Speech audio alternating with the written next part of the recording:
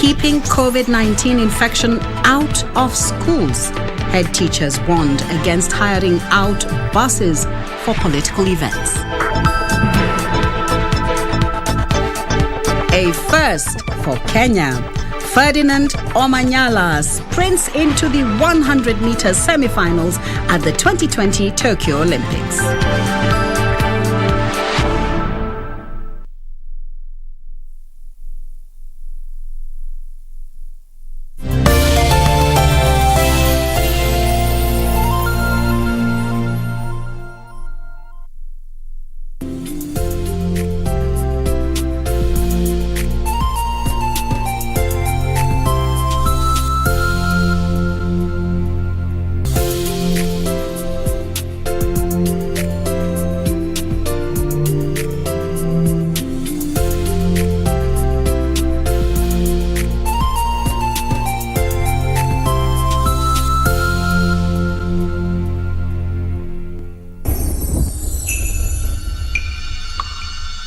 I've always thought of love to be a process than a result. So what do you think? About what? About me? Ask me that later on. Okay. What are you going to do? About what? About us. There is no us. Yet. I am not losing my nerve. Your plan... My plan? Yes, your plan. There you go again. Money, money, money. And all you do is take. You never ask. Why not? I'm his mother. And why not? I'm his grandmother. Don't do it for you. Do it for the family. That's asking too much. That's what family is all about.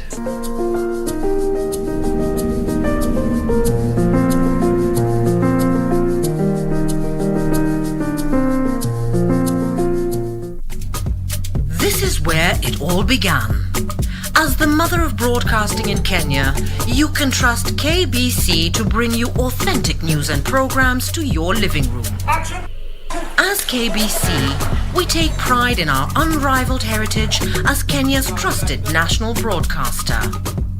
Commanding over 92% digital television signal coverage of our country, 23 radio services that cut across our entire language spectrum,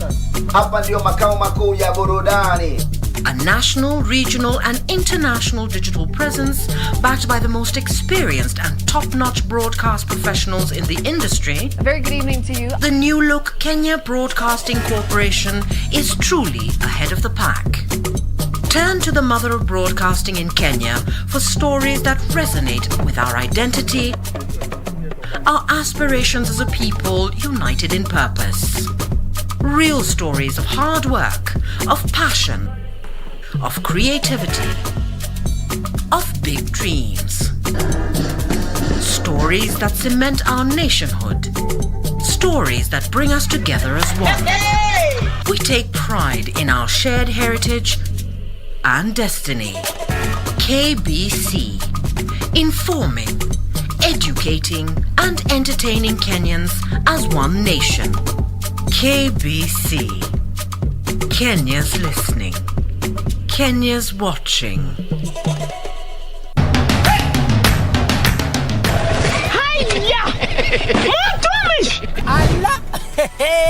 Nissan Serena ndio hii. Na unaweza kuwa wewe ndio tunapikia simu. Kodi ya Nissan Serena ni NS.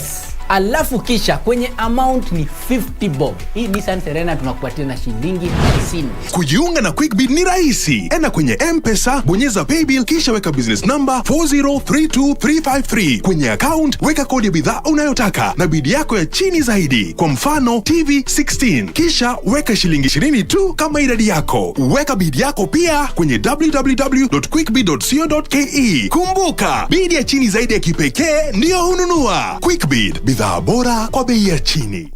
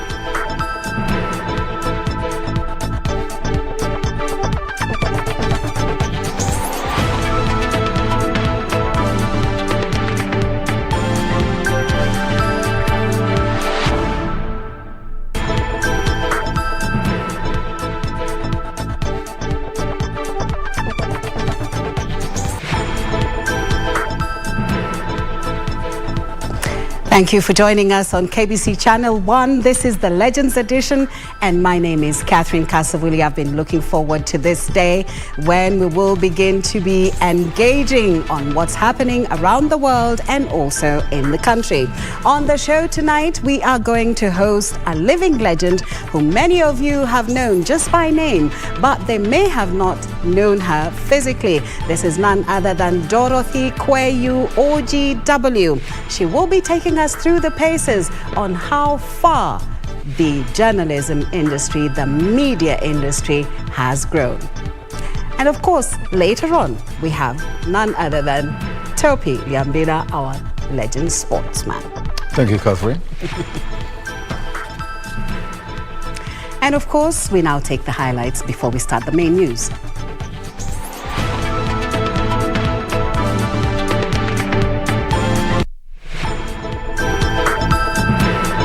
We are welcoming all Kenyans to come and get their vaccination, be they first dose, be they second dose.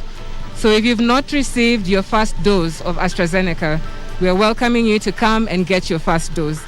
If you're due for your second dose, you're also being welcomed to come and get your second dose. COVID-19 war chest.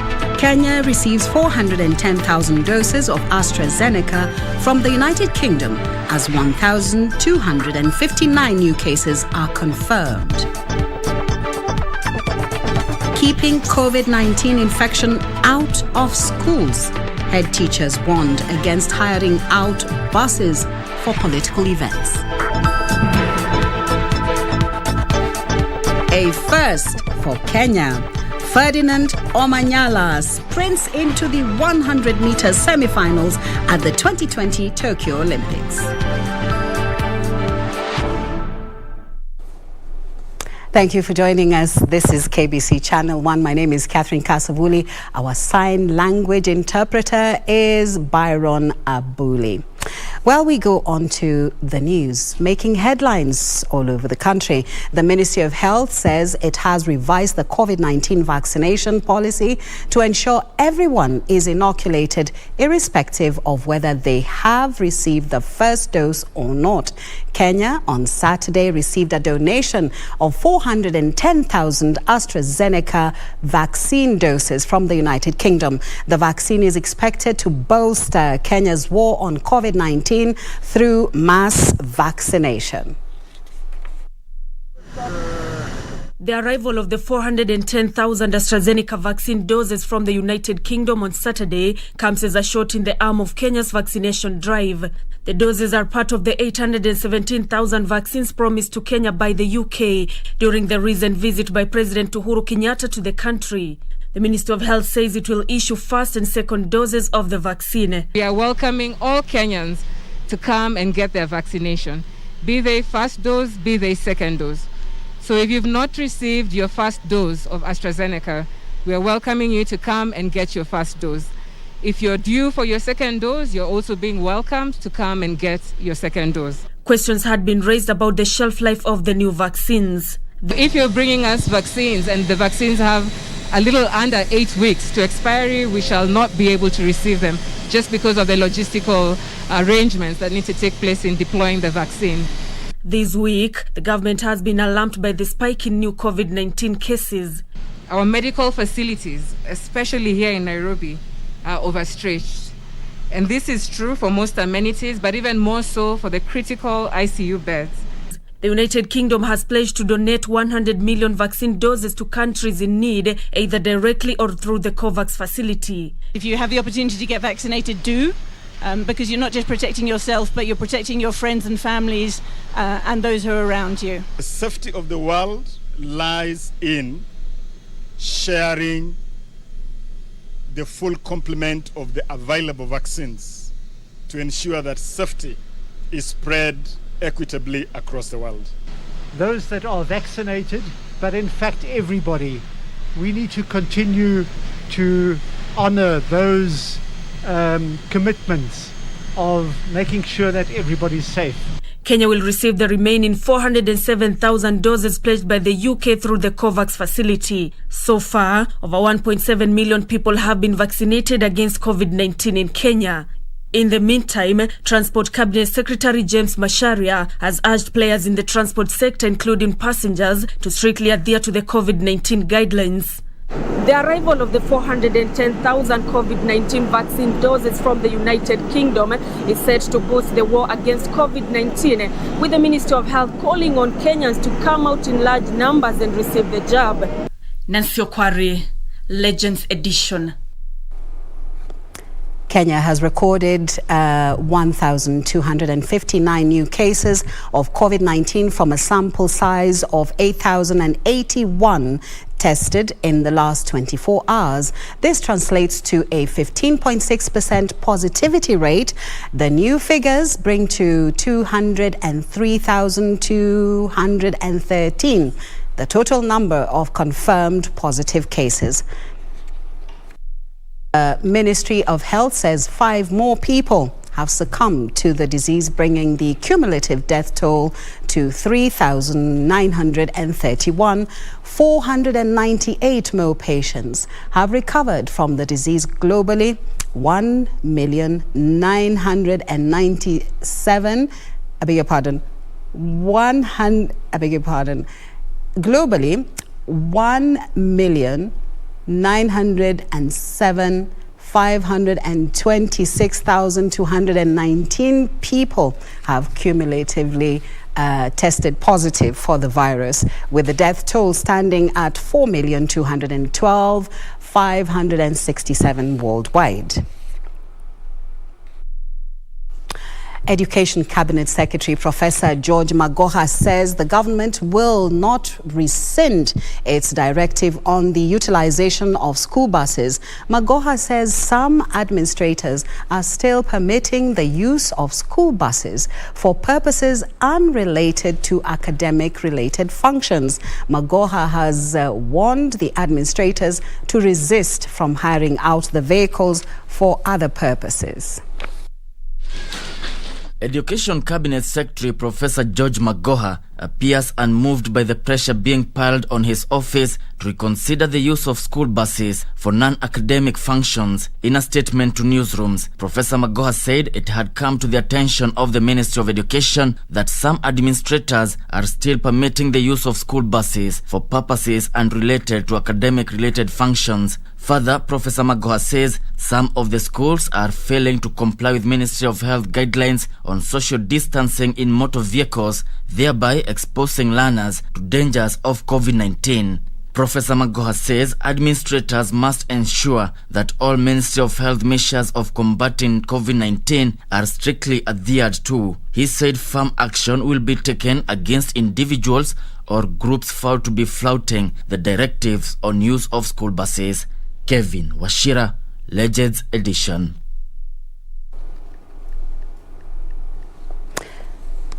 Wiper leader Kalonzo Musyoka is now focused on forming a stronger coalition for next year's polls after its exit from the National Super Alliance. Musyoka, who still appears to be trying to quote ODM leader Raila Odinga to the One Kenya Alliance, has welcomed ODM's exit from the NASA coalition, while promising to mediate the row between ODM and other constituent NASA political parties over the sharing of political party funding. The Wiper leader, who was in Nyali, Mombasa County, called on his co-principals in the defunct NASA coalition to refrain from taking the ODM party to court over the row on sharing the political party funding. Kalonzo, who already has his party Wiper basking on the promise of getting its share from ODM, has promised to talk to ODM leader Raila Odinga to resolve the matter amicably. I don't want to be seen kwamba sisi tulikuwa tunafukuzana hatuna pesa. We have big ideas.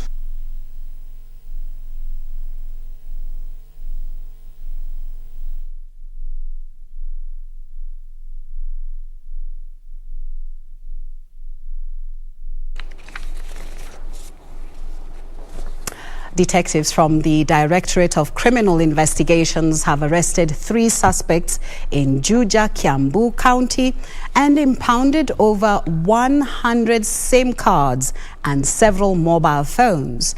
The 3 suspects, all in their early 20s, believed to be students at the Jomo Kenyatta University of Agriculture and Technology, were also found in possession of bang. The three suspects, alleged to be students at the Jomo Kenyatta University of Agriculture and Technology JKUAT, were arrested inside a house near the public institution. Speaking at the DCI JUJA offices, Area DCIO Richard Mwaura said his team was tipped by members of the public before they raided the suspected hideout and are now working with the DCI Cybercrime Unit to establish what crimes were committed using the SIM cards. We received a message from members of public, good Samaritans, from within JUJA, that there was a house. They were suspecting some suspicious activities have been going on.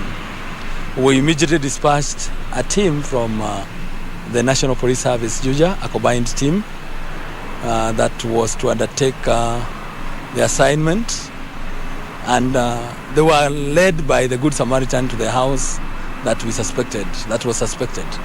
And upon gaining entry, they found three young men aged between 22 to 25 years, and in there they were able to recover over 100 registered lines and SIM cards, which we believe are being used in commission of crime. Elsewhere, police have arrested 3 people believed to have been defrauding mobile money operators in Isiolo and its environs. 32-year-old Mary Wangari Hinga and 36-year-old Samuel Maina Ndirangu, both from Utawala, together with 31-year-old Josephine Jesang Tanuyu from Nakuru, were arrested in Samburu County after several complaints by M-Pesa shop operators. The 3 are said to disguise themselves as dealers and approach businesses in the pretext of selling them SIM cards and other products before corrupting money transactions, leaving shop owners staring at losses. A vehicle model Toyota Vitz, which suspects used in moving around, was also confiscated. Reporting for Legends Edition, I am Yusuf Hilo. Man and nature have coexisted for centuries, with each serving the other in various ways. When man conserves nature, it in turn provides him with shelter, food, and even medicine. This is the story of the Manilkara discolored tree, popularly known as Mugombero in Karura Forest, that was used by the Mau Mau fighters as a communication channel and shrine. Located on the outskirts of Nairobi City lies an assembly of deciduous trees that occupy over 10,000 hectares of landmass.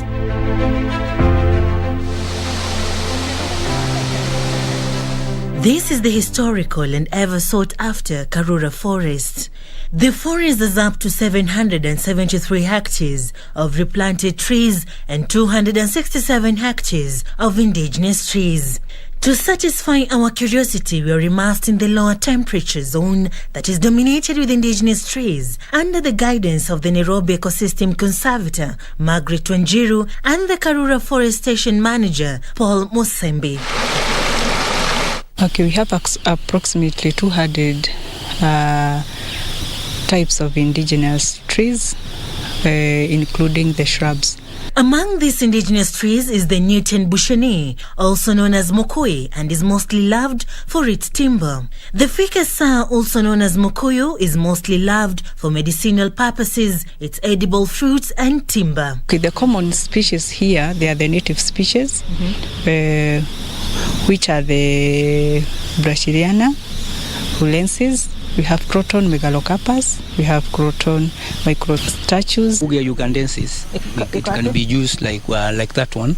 Can use the barks, the leaves for pains in the chest. Oh. It heals the pains in the chest, and also the tonsils when they are paining, and toothache. Besides enriching biodiversity by being a habitat for wild animals and birds, the indigenous trees also provide a serene environment for nature lovers who frequent the forest in their droves. Karura Forest is the best place to come and connect with the nature, come walk, jog, and you are assured that this place is very safe and it's well fenced. And we have rangers and scouts who are inside here to help the visitors wherever they get stranded or wherever they need help. In order to sustain the indigenous trees, the government has enhanced security around Karura Forest. Working with the community around the forest, which are the first people who are the protectors of this forest. And also we have an electric fence. We got about 55 scouts who patrol regularly in the forest whereby nobody can tamper with all the trees. The community around the forests are also encouraged to participate in its conservation, hence the increasing population of indigenous trees. For some, this is a place where they come to exercise. For others, this is a place where they come to seek solitude. And for the animals, this is a place where they call home. For the government, this is a heritage that is being enjoyed by the current generation and is to continue being enjoyed even by the coming generation if protected. For Legends Edition, I'm Serafina Robbie. Well, thank you, Sarafina, for that detailed report on the Mugambera tree. I apologize, I earlier referred to it as something else, but it is actually the Mugambera tree. And on that note, we take our first break. When we come back, more news and, of course, the living legends.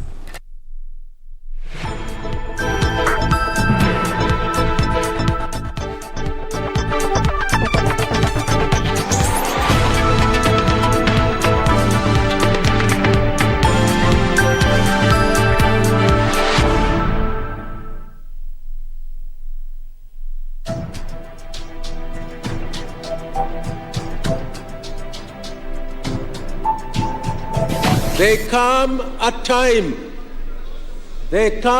time when the nation is more important than an individual.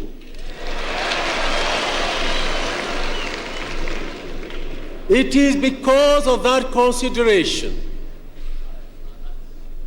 and in consultation that I say I shall not offer myself for any position.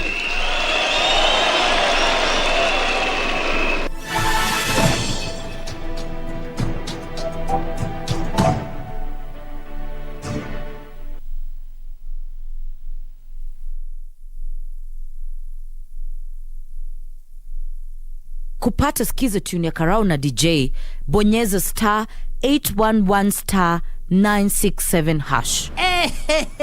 Raya, hii ni kwa matiche wote. Please, do not confuse the government. Usianza kufinya ile kitu inasema more fire. Ama ile ya the roof is on fire. Ama unaanza kusema we are killing this party. Ama the party is just a bomb. We are having a blast. No. Wewe cheza musiki and just be fitland. Enjoy. Ama namna kani. Sawa. Over and out. Bonyeza star 811 star 967 hash. Star 811 star 967 hash.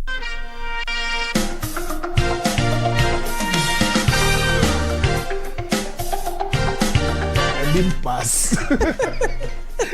Kwani maombi zangu ziko aje? So I gave up and decided wacha niingie kwa choo. Nikienda kwa choo hapo hivi kujisaidia kidogo, nikakutana na Churchill kwa choo. Niaje kaniambia do I know? Nikamwambia yes, you know me. Nikamwambia I'm the guy who's famous here for auditions. Because I came for auditions for so long. I became so famous for auditions. Wenye wanani audition wanitaki, lakini wenye tuna audition now ni marafiki. But not that they didn't want to. My time was not yet. You know, God akikwambia your time is not yet. Hata ufanye nini, utangoja mpaka akushapen ukwe, you know, ready for the assignment that is ahead. Nimengangana huku ku audition for 3 minutes, but Mungu alikuwa ananiprepare kukuwa chairman wa hawa wa 3 minutes. Meaning the show will be mine. So he talked to Churchill that day kwa choo. Tukaongea. So uliombea kazi kwa choo? Niliombea kazi kwa choo.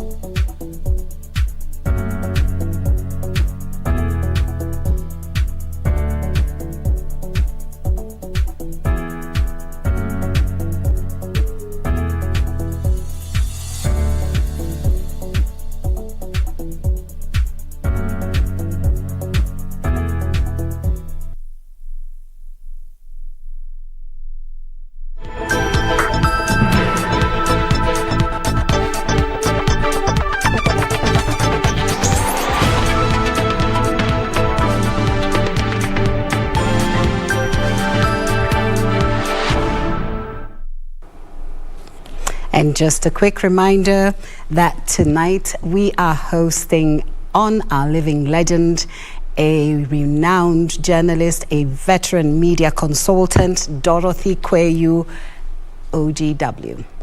So please stay here. Every other day in the forest, tens of thousands of men and women put their boots on the ground and with the sole purpose of protecting the forest and the wild animals therein from the enemies of nature. What is their day like? And what are the challenges they encounter? Our reporter, Yusuf Farah, spent a day with a section of them, and here now is my day with the Rangers.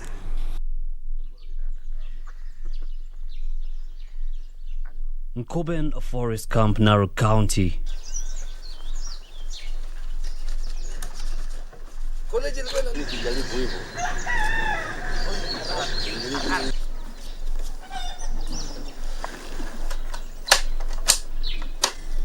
Rangers ready themselves up for yet another day of protecting Kenya's treasured natural habitat.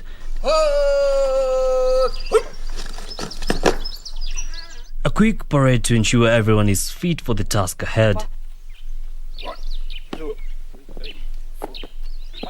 The terrain is so tough, and the place where we are going is a forested area.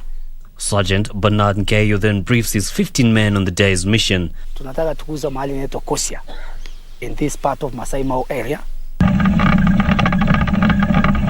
Soon we drive off deep into the Nkoben forest. Nkeyo says the service is working with the local community to protect the forest which had previously been encroached.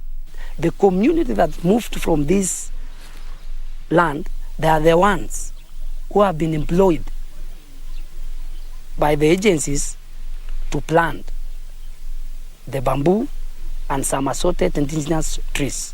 And the Ministry of Interior really helped them with the means of transport. We gave them lorries for them to transport their luggages to where they were going to settle. Hii kazi yetu ameinua wajane, si tuko kama 10 hapa ndani ya Eden. Tuko na walemavu tena na watoto wenye hawana baba na mama. The reality in the forest is a tough one. Difficult terrain and constant danger, which requires utmost discipline and stealth. Yep. Illegal logging is not news here, but the rangers say they are fast addressing the mess. When you continue advancing with an axe, I just aim exactly on the arm that is holding that axe or a weapon that this guy is using. Then after maiming, then that person will fall down, and then probably we will arrest.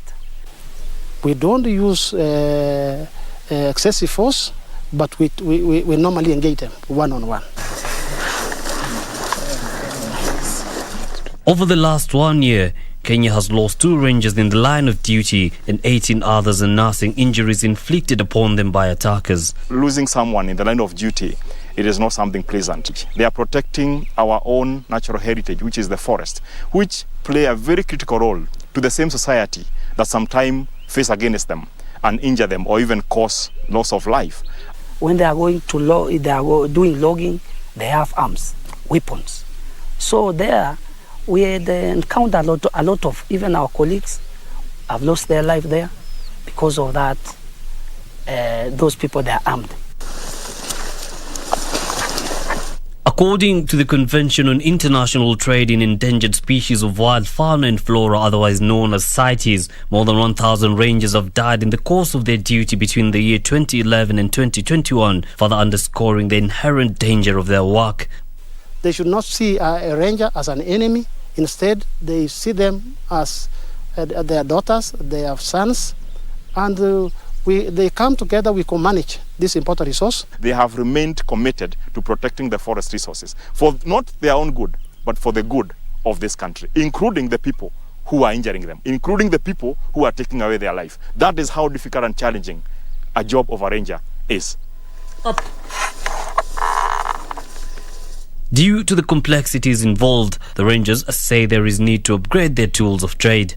we have been able now to put more effort in building and rehabilitating more houses to provide their good environment. That we are now in the process of procuring and getting the right equipment for them to be able to work with. If we're going to reduce their workload in terms of one serving 1,000, we must employ other rangers and we must recruit rangers, and that is something that we are working so much, and we believe by this financial year we'll be able to have a grant to be able to employ another 2,550 rangers. I'll be telling my kids or my grandchildren kwamba I participated in Mau conservation in one way or the other. So ile ari iko ndani yangu ya kupenda kazi ya askari, sana sana askari ya msitu, ndio inanifanya kila asubuhi nikuwe na nguvu ya kuamka. Hata kama jana nilifanya nikipata tena nifanye kwamba kuna watu wengine waliingia huko ndani tena naamkia tena. You see, to protect nature,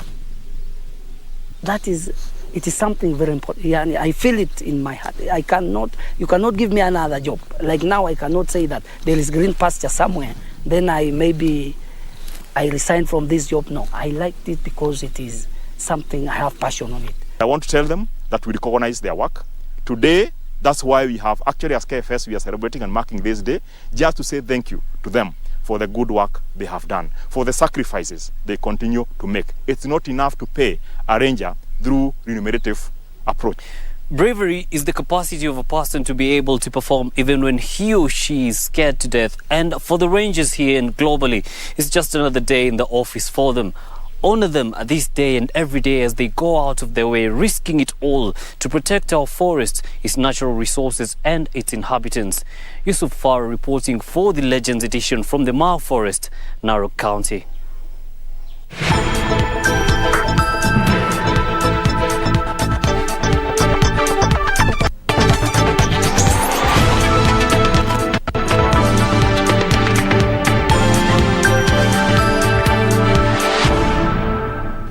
Thank you for joining us on the Living Legends segment. My name is Kasavuli. Today, oh my goodness, we have one of the most remarkable women to walk this earth. This is Dorothy Kweyu, OGW. Welcome, Dorothy Kweyu. Thank you. It is wonderful for you to be here, and thank you so very much for accepting our invitation. My joy and pleasure. Dorothy, who is Dorothy Kweyu? Dorothy Kweyu is a journalist, a Kenyan journalist of 43 years standing. Wow. And you can add 3 months. Amazing. Let's go back to 1974. You were still a little girl then. I was young. Yes. But yes, I was at the University of Nairobi. Yes. And that time, I had aspirations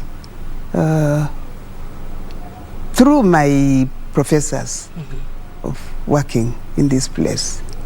Yeah? And so, especially the Swahili broadcasting, because I was a student of Professor Abdulaziz. Yeah? He is now retired from the University of Nairobi, but I held him in high esteem, and he played a hand in connecting me with KBC, even though I was still a student. There's an award that you received. In 1984, I received, actually it was a double award. Overall winner, Journalist of the Year, of the Kenya Press Club. Yes. And the second one, which went with it, was Best Female Writer. Wow. So the Best Female Writer was a Viva Award. It was awarded by Viva Magazine. Wonderful. Through one Salim Lon. Yes, yeah. yes. He was a veteran journalist himself too. So that was a double for me on that occasion. When you look back, what do you think of the foundation that you were laying then? Do you think the women folk and also the men have lived up to the expectations in the journalism? It's been a long, long journey, yeah? And some of the young women or not so young women who came behind me, they like to remind me that you made me who I am, you know? There are also men out there, you know, who say I made them who they are. That's wonderful. And that was more so in relation to a media outfit, Interlink Rural Information Service, which lasted for some 10 years, and during that period, it was really like a midway house, call it the midway house. Most of the media houses actually churn them out in their numbers, but they come to the newsrooms, and when you ask them to do something, it's like they really do not understand what they're supposed to be doing. The students are being churned out, but they are not ready really to handle the offices they are being given. They are not, and I can confess, being where I sit, that training just has to be continuous. Yes. Yeah? And I find myself, even in the course of my work, veering off the page to just post a correction on the common email wall, Yes. Yeah? To say, look, this, we don't say this, especially if it is a recurrent fault, Yes. So you tell yourself that the schools may be there, but the finishing has to be in the newsroom. What about impartiality? This is something we've been accused of. Media houses have been accused of either taking sides with the systems, and this is just not in Kenya. It's actually all over Africa, because we are a new growing democracy. What is your take on that? Let us just even go back to 1992, at that time when we were fighting for multipartyism. The advent, yes. Yes. And at that time, it was the opposition. It was the opposition. Yes. And if you didn't carry an opposition story, you were like, huh? Yes. You lost it. Where have you been? And it was also an era, which you might call the Moi bashing era. Yes. Now, looking back, I find myself in a quandary. And I find myself in a quandary because some of the people who were completely enmeshed in the Moi hierarchy, would have us believe that they are reformers. That worries me a lot, because it cannot be true. And therefore, we need to interrogate such people and say, are our people, and especially the youth, being cheated? Are they being hoodwinked, We also have something else that came and shook the foundation of the media industry, and this was the digital migration. Have we represented everything pertinently to the viewer, to the citizen, to the reader? A lot has happened in the sense that there is that migration from the analog to digital. Yes. With a lot of good, in a sense, but it also comes at a cost, because just how much can you do, and can a qualified photographer,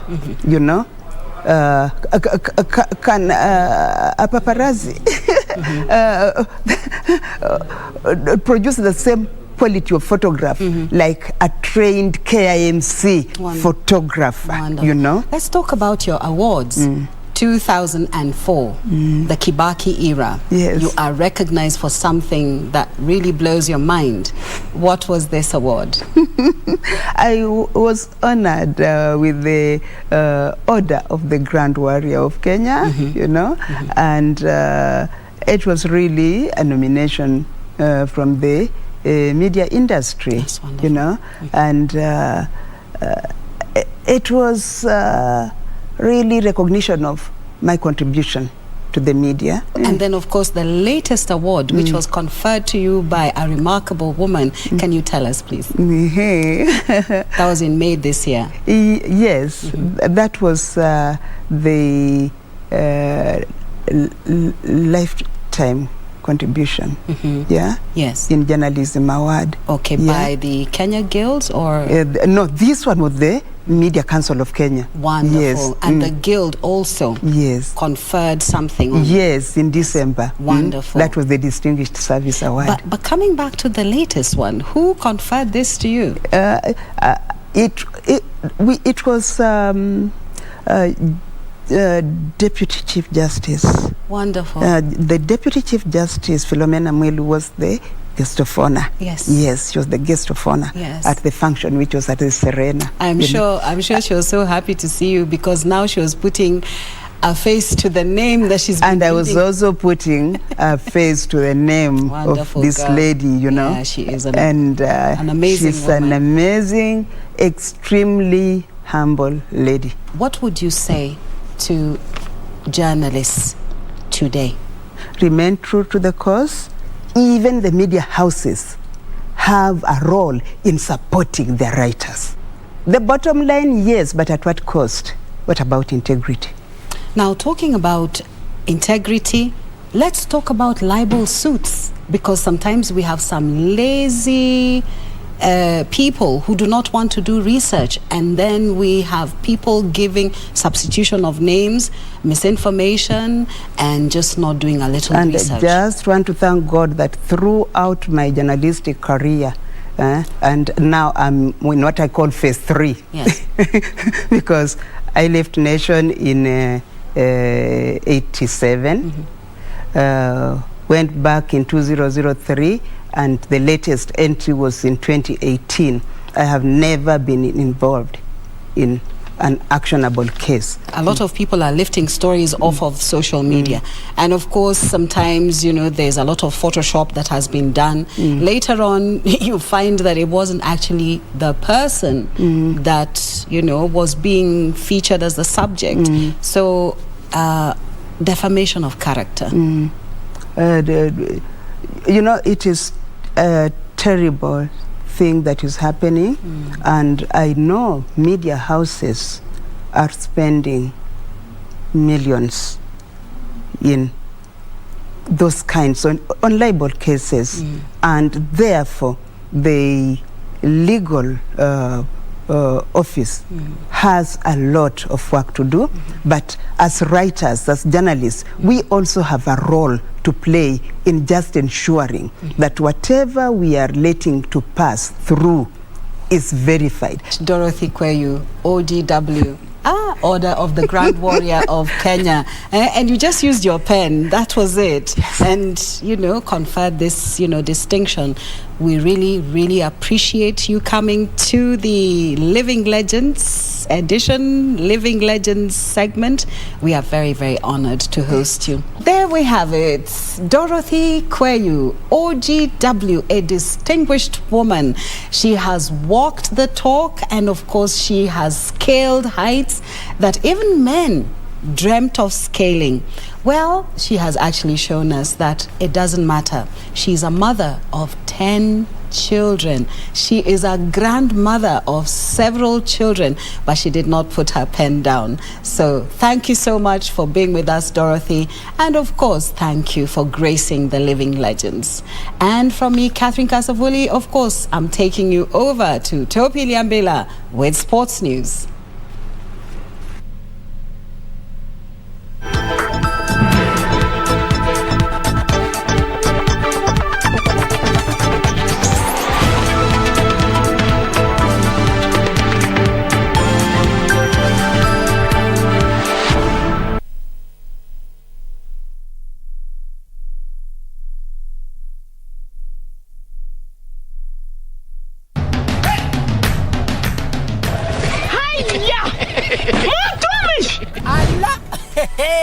Nissan Serena ndio hii, na unaweza kuwa wewe ndio tunapikia simu. Kodi ya Nissan Serena ni NS. alafu kisha kwenye amount ni 50 bob. Hii Nissan Serena tunakupatia na shilingi 50. Kujiunga na QuickBid ni rahisi. Enda kwenye M-Pesa, bonyeza paybill kisha weka business number 4032353. Kwenye account weka kodi ya bidhaa unayotaka na bid yako ya chini zaidi. Kwa mfano TV 16. Kisha weka shilingi 20 tu kama idadi yako. Weka bid yako pia kwenye www.quickbid.co.ke. Kumbuka, bid ya chini zaidi ya kipekee ndio hununua. QuickBid, bidhaa bora kwa bei ya chini.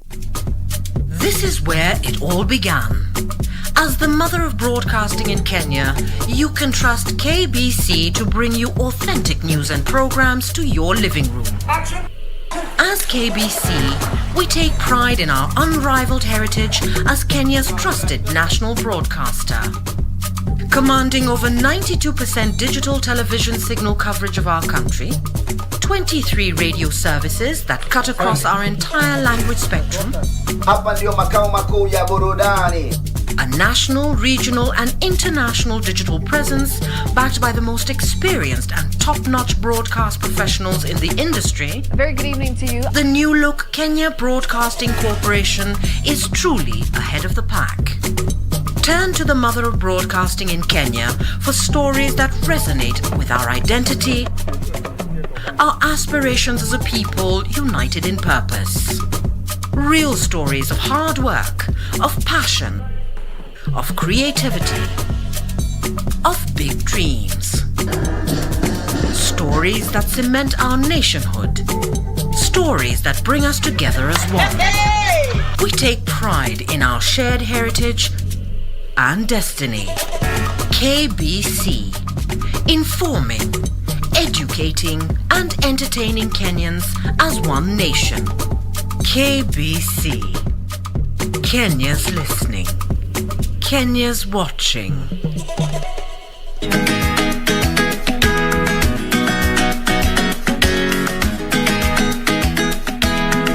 Shamsa, nachoka mimi na hizi habari zako. Ukai kazini ukatulia wewe. Kila siku mara nina hivi, mara ninafiliwa, mara nina nini? Kama unataka kazi fanya kazi. Na kama unataka kufanya kazi nenda zako nyumbani kwa kutulie huko. Msisi wangu wewe umeona mwenyewe, Mimi mpaka nasukuma mimi. Huyu Abdalla ni mtu kusukuma mimi. Tangu familia ingi katika maisha yetu imekuwa ni mikosi tu. Lakini wewe nayo faudi angalie. Maana saa yote wewe enda nyumbani kwenu, kwani kule nyumbani kwenu kuna kitu gani cha zaidi? Wewe msinipangie. Wataka kujua nini wewe?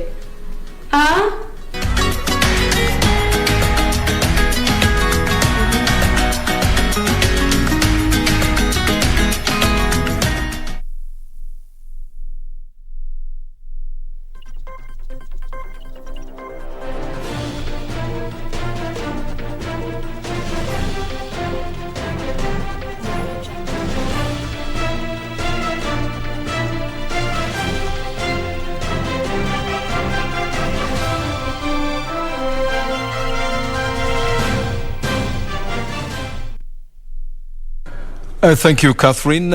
On the sporting highlights tonight, mixed fortunes in Kenya's sprint quest at the Tokyo Olympics, and on the locals in Kenya Premiership results.